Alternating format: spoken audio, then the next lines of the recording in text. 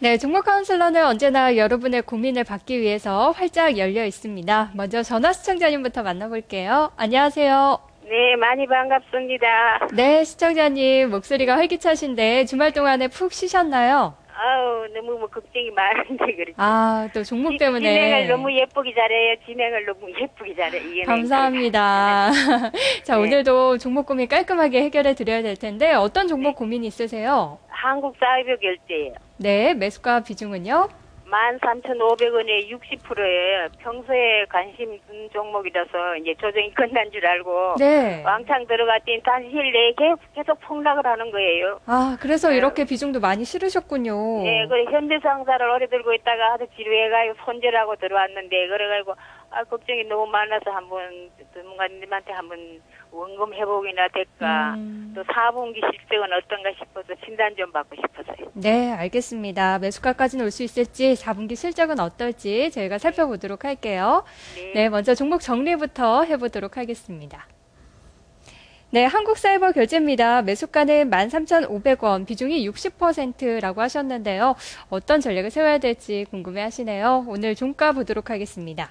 4.42% 500원 상승했습니다. 11,800원에 거래를 마쳤는데요. 자, 이 종목은 최근에 이슈부터 짚어보도록 하겠습니다.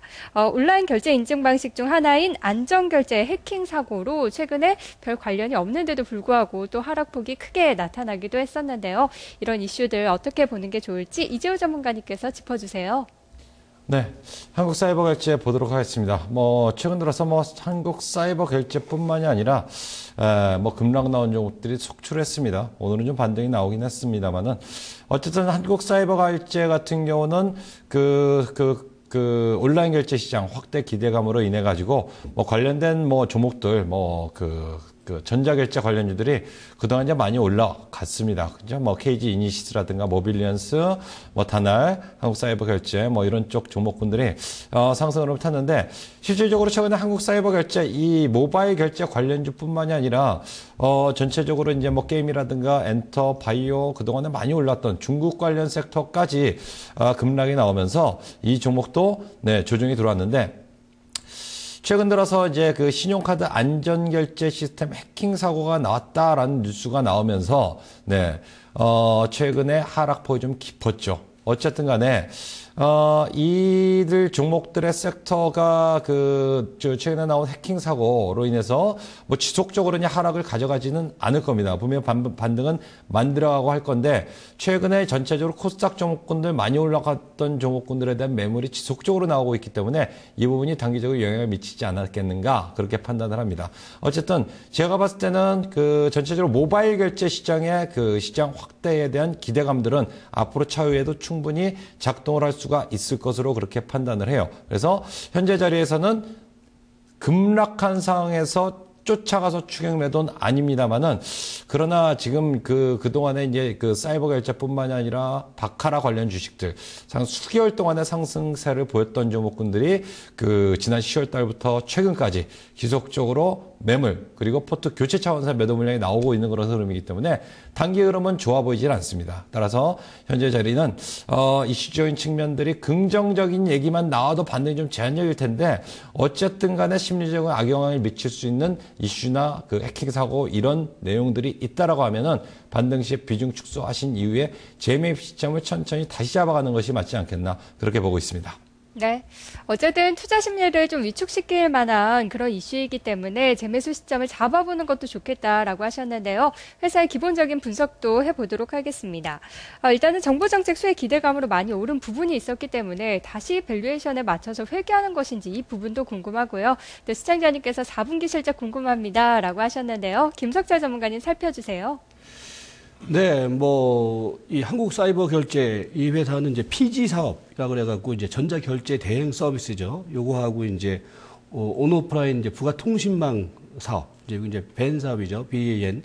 요 사업 이제 두 가지를 영위를 하고 있는데, 기본적으로 PG 사업 같은 경우에는 사실은 이제 이 회사와 이 한국사이버결제와 그다음에 이니시스, 그다음에 LG 유플러스가 전체 시장 점유율 한 80%를 차지하면서 그야말로 과점 체제를 유지를 하고 있습니다. 그래서 신규 업체가 진입하기가 상당히 힘든 국면이거든요. 그래서 기존 업체들, 그러니까 이니시스라든지 유플러스라든지 한국사이버결제 이 세 회사가 이 PG 사업 쪽에서는 어느 정도 매출을 안정적으로 유지할 수 있는 그런 그 상황이다. 이렇게 보시면 될 것 같습니다.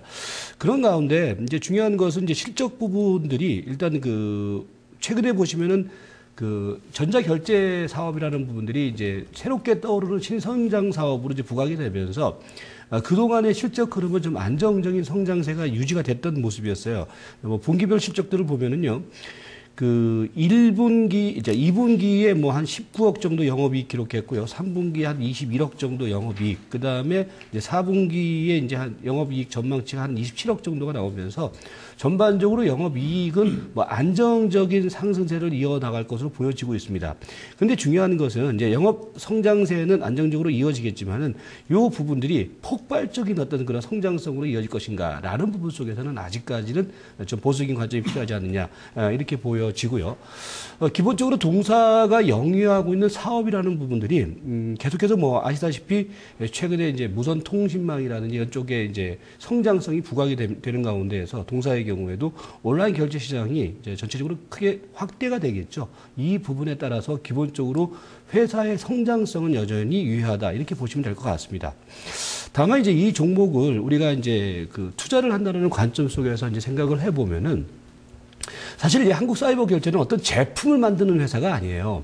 제품을 만드는 회사가 아니기 때문에 기본적으로 이 회사가 어떤 성장성 부분 속에서 폭발적으로 실적이 늘어날 것인가 라는 부분 속에서는 아니라는 거거든요. 예를 들어서 뭐 최근에 이제 많이 올라갔던 온라인 게임 관련주들의 경우에는 그 회사들이 이 무선 쪽 사업이 계속해서 활발하게 연출되면은 그 회사가 만들어냈던 제품들이 매출로 이어질 것이며 큰 수익을 얻을 수 있다, 이렇게 보여지겠지만은 한국사이버결제는 이 회사의 자체적인 어떤 그런 제품에 의한 어떤 그런 그 매출이라든지 영업이익 이런 것들은 그다지 크게 기대할 수 있는 상황이 아니다. 그러니까 그만큼 성장성이라는 부분들이 분명히 한계성을 가진 성장성으로 볼 수 있다, 이렇게 보시면 될 것 같습니다. 그래서 지금 이제 주목해야 될 것은 그런 가운데서 뭘 봐야 되냐면은 뭐 저는 이제 기본적 분석을 하는 그 구간이지만은 이 기술적으로 보면은요, 기본적으로 이 회사의 그 가치, 밸류에이션 가치가 상당 부분 많이 성장성이라는 부분들이 현재 주가에 많이 반영되어 있는 상황이 아니냐.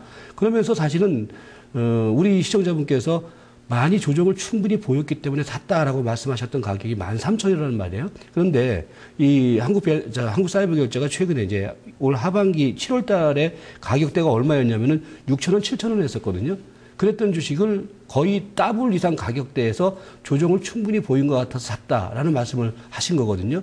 상당히 좀 그 말씀하시는 그 자체에 좀 뭐랄까요, 잘못된 부분이 많이 있겠죠. 그래서 지금 이 자리는 글쎄요, 이 회사의 밸류에이션이 상당 부분 많이 고평가되어 있는 국면, 아직까지는 고평가되어 있는 국면이라든지 아직까지는 저평가 국면으로 들어온 상황은 아니지 않느냐로 보여지고요. 특히 우리 시청자분께서 매입하신 가격 13,000원 가격대는 이 회사의 최근 한 1년, 2년 주가 수준을 놓고 봐서는 그다지 싼 가격에 매입하신 건 아니다라는 관점입니다. 그래서 현재 시점에서 뭐 급하게 매도를 할 필요는 없겠지만은 일정 정도 반등이 들어오면은 이 종목은 조금 현금화를 시키고 다음을 기다리는 대응이 필요하지 않느냐, 이렇게 말씀드리도록 하겠습니다. 네.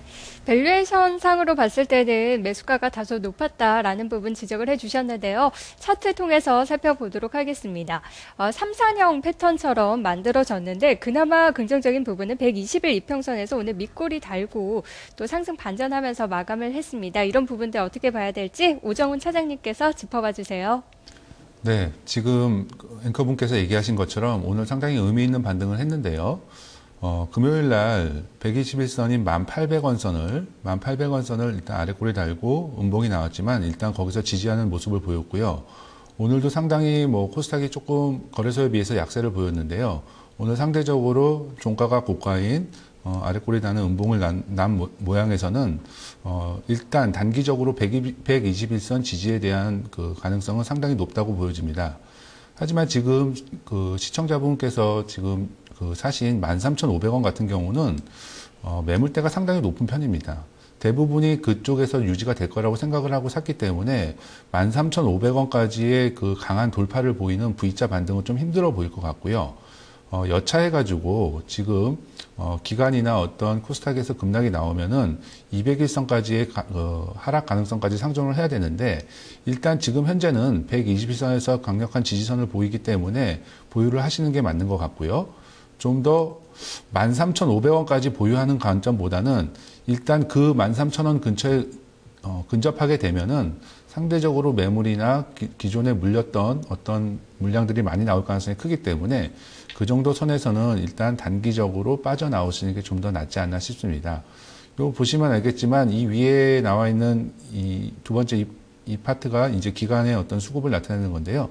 기간이나 이때까지 시장을 끌고 갔던 것이 기간의 어떤 수급이기 때문에 지금 연말을 맞이해가지고 거래소 쪽으로 지금 자금이 이동하고 있는 상황에서 한국사이버결제가 기술적으로는 일단 단기 바닥은 보이고 있지만 V자로 반등할 만한 강력한 모멘텀은 상대적으로 조금 약하지 않나 싶습니다.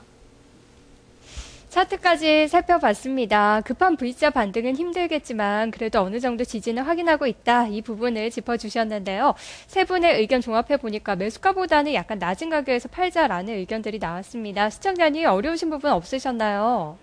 그런데 장기로 들고 있어도 매수가까지 안 올까요? 장기로. 시청자님께서 보시는 장기 기간이 혹시 어느 정도신가요? 한 3개월이나 3개월 정도 더 들고 있을 때요.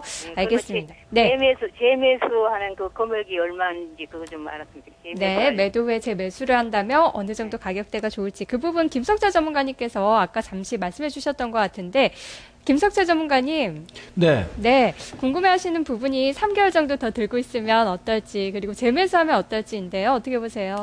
우리 분들께서 항상 보면은 내가 사서 손해를 좀 보시면은 꼭 장기로 가져가시려고 하는데 이거는 예를 들어서 매입하신 시점이 잘못됐기 때문에 장기로 가져갈 주식이 아닙니다. 그러니까 무슨 얘기냐면은 지금 차트의 흐름도 놓고 보면은요. 이거는 완전히 그 고점을 찍고 난 다음에 지금 하락 추세로 전환되어 있는 과정이거든요. 그렇기 때문에 이런 종목은 장기로 가져가지 마세요. 그러니까 이 종목보다 더 좋은 종목이 얼마든지 있는데 왜 굳이 이 종목을 갖고서 장기로 가져가느냐 아니라는 거거든요. 그래서 일단 가지고 있는 물량에 대해서는 아까도 말씀드렸지만은 이거는 단기 관점으로 철저히 보시고요. 반등 줄 때 이거는 매도를 하고 빠져나오는 게 맞다라는 말씀을 다시 한번 드리도록 하겠습니다.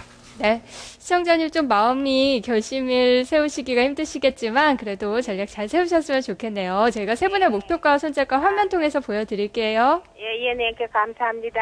사랑합니다. 네. 전략 잘 세우시고요. 수익 꼭 나셨으면 좋겠습니다. 세 분의 전략 화면 통해서 확인해 보도록 하겠습니다. 한국사이버결제 살펴봤습니다. 김석재 전문가 투자 의견 매도입니다. 목표가는 12,500원, 손절가는 없습니다. 이재우 전문가 역시 매도 의견, 목표가 12,500원으로 갔고요. 손절가는 11,000원을 제시했습니다.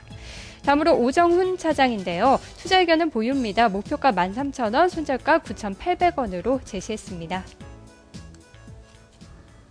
메이데이 통해서 접수된 종목 보겠습니다.